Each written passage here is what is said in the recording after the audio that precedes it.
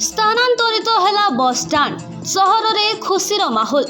सोनपुर सहर में थिबा पुराना बसस्टाण्ड को समलेश्वरी मंदिर पाखरे थिबा म्युनिसिपालिटी कल्याण मंडप पार्श्व को स्थानांतरित करा जायछि। पुराना बसस्टाण्ड थिबा स्थान रे राज्य सरकार पक्षरु नूतन भाव में बसस्टाण्ड निर्माण हेबा नै टेंडर प्रक्रिया सरिथिबा बेले दीर्घ दिन हेला निर्माणकारी संस्था अस्थायी कैंप करि रहिछि। नूतन बसस्टाण्ड निर्माण पाई गत वर्ष अक्टोबर 2 तारिख दिन उपमुख्यमंत्री एवं बलांगीर सांसद भित्तिप्रस्तर स्थापन करथिले।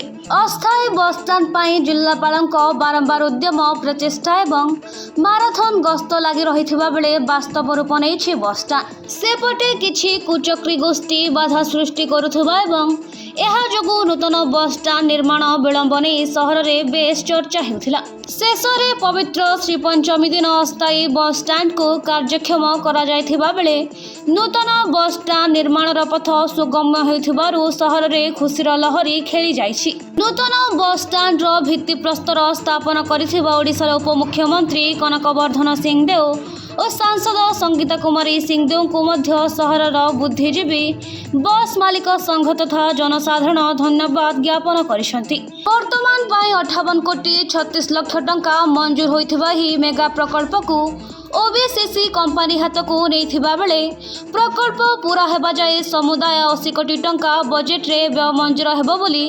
विश्वस्त सूत्ररू सूचना मिलिछि। आम तो नुआ बसस्टाण्ड पाइबा जाऊे अल्प दिन भितर बसस्टाण्ड आपन देखिथे कि भित्तिप्रस्तर स्थापन हो सारी मान्यवर उपमुख्यमंत्री एवं माननीय सांसद आसिक भित्तिप्रस्तर स्थापन करते।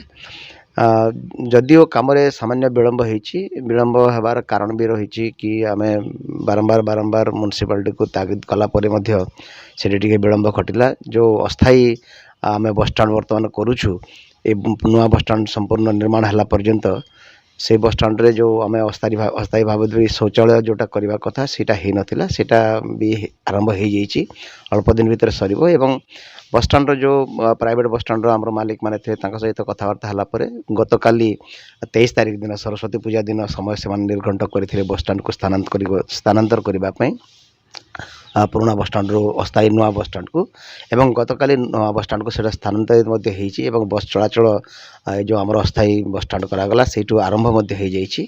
एवं ए खबर रे सहरवासी निश्चित भाव में खुशी अछंती किंतु तांकर खुशीटा को आम कंटिन्यू करिवार दरकार अछि एवं आउ जेतकी विलंब होइछि ए विलंब को सह्य करा जीव नाही।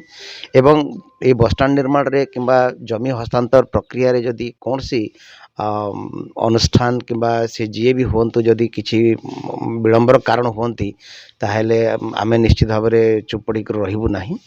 एवं विश्वास रही बसस्टाण्डटा हम जोटा बहुत दिन दाबी रही आम जनसाधारण सोनपुरवासी निश्चित भाव में सफल हम अल्प दिन में यहाँ आम आशा करुँ।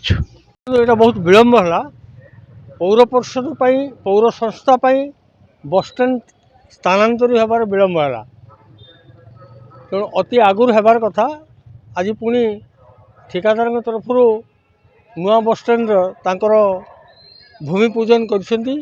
अतीत उद्घाटन दिन भूमि पूजन करथिले केवी सिंहदेव एवं संगीता सिंहदेव किंतु बसस्टाण्ड स्थानांतरित विलंब होगा ता सहित जो जगार बसस्टाण्ड हम जहाँ निर्धारण कराई जिला प्रशासन तरफ से हूँ म्युनिसिपालिटी अधीन जगह से जगह एपर्यंत हस्तांतर हो पारानी ठिका संस्था को।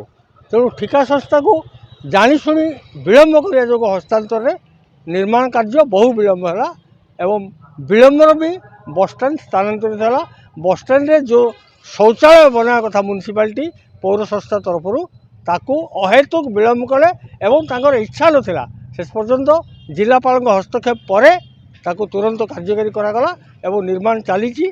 बर्तमान पुराना जो हाथीशाल पड़ारे अस्थायी बसस्टाण्ड चलो एवं नुआ बसस्टाण्ड कंस्ट्रक्शन काम हम किंतु पौर संस्था पाखे सोनपुर जनसाधारण पुणी दाबी कर तुरंत ठिका संस्था को जो जगार बसस्टाण्ड पुराना बसस्टाण्ड होगा कथा जगह हस्तांतर कर आईनगत भाव में जहाद्वारा कि तुरंत काम आरंभ कर निर्धारित समय भितर शेष कर आमर कथा। तेणु अहेतुक विलंब दायी सोनपुर पौर संस्था। ଆଜି ସହରରେ ଜନସାଧାରଣ ବହୁତ ଖୁସି ଅନୁଭବ କରୁଛନ୍ ଯାହା ପ୍ରତିକ୍ରିୟା ନେଇଥିଲୁ ଆମେ କାଣା କହିବେ? ଦେଖନ୍ତୁ ସହର ଜନସାଧାରଣ ମିଳିତ ଲଢ଼େଇ କରି ଏତେ ବଡ଼ ଦାବିକୁ ହାସଲ କଲେ, ଏଇଟା କେହି ଦୟାକରି ଦେଇନାହାନ୍ତି। ତେଣୁ ମିଳିତ ଲଢ଼େଇରେ ଉପମୁଖ୍ୟମନ୍ତ୍ରୀ ଆସି ଉଦ୍ଘାଟନ କଲେ, ଆମର ସାଂସଦ ଆସି ସଙ୍ଗୀତା ସିଂଦେଓ ଉଦ୍ଘାଟନ ଉତ୍ସବକୁ ଗ୍ରେସଫୁଲ୍ କଲେ ଏବଂ ଉତ୍ସବରେ ଆଜି ନିଶ୍ଚିତ ଭାବରେ ଯେହେତୁ ଲଢ଼େଇର ଅତୀତରେ ଗୋଟେ ବଡ଼ ବିଜୟ ହୋଇଥିଲା, ସୋନପୁରବାସୀ ଆଜି ନିଶ୍ଚିତ ଭାବରେ ଖୁସି ମନାଉଥିବେ, ଖୁସି ଥିବେ। ଏଇଟା ସମସ୍ତଙ୍କର ଖୁସି ହେବାର କଥା, କାରଣ ତାଙ୍କର ଦାବି ଯାହା ଥିଲା ତାକୁ ଏବେ ରୂପ ଦେବା ପାଇଁ ଯାଉଛି। ତେଣୁ ଜୋନପୁର ଜନସାଧାରଣଙ୍କର ଲଢ଼େଇ ପାଇଁ ମୋ ତରଫରୁ ତାଙ୍କୁ ମୁଁ କୃତଜ୍ଞତା ଜଣାଉଛି ଏବଂ ଭବିଷ୍ୟତରେ ଲୋକଙ୍କର ଜନସାଧାରଣଙ୍କର ଯାହା ସବୁ ଦାବି ଅଛି ଅତୀତରେ ଯେଭଳି ଭାବରେ ମିଳିତ ଭାବରେ ଲଢ଼େଇ କରି ହାସଲ କରିଥିଲେ ତାର ପୁନରାବୃତ୍ତି ହେବ ବୋଲି ମୁଁ ଦୃଢ଼ ଆଶା ରଖୁଛି। ସୁବର୍ଣ୍ଣପୁରରୁ ରାଜକିଶୋର ତ୍ରିପାଠୀଙ୍କ ରିପୋର୍ଟ, କୁଶଳ ପ୍ରବାହ।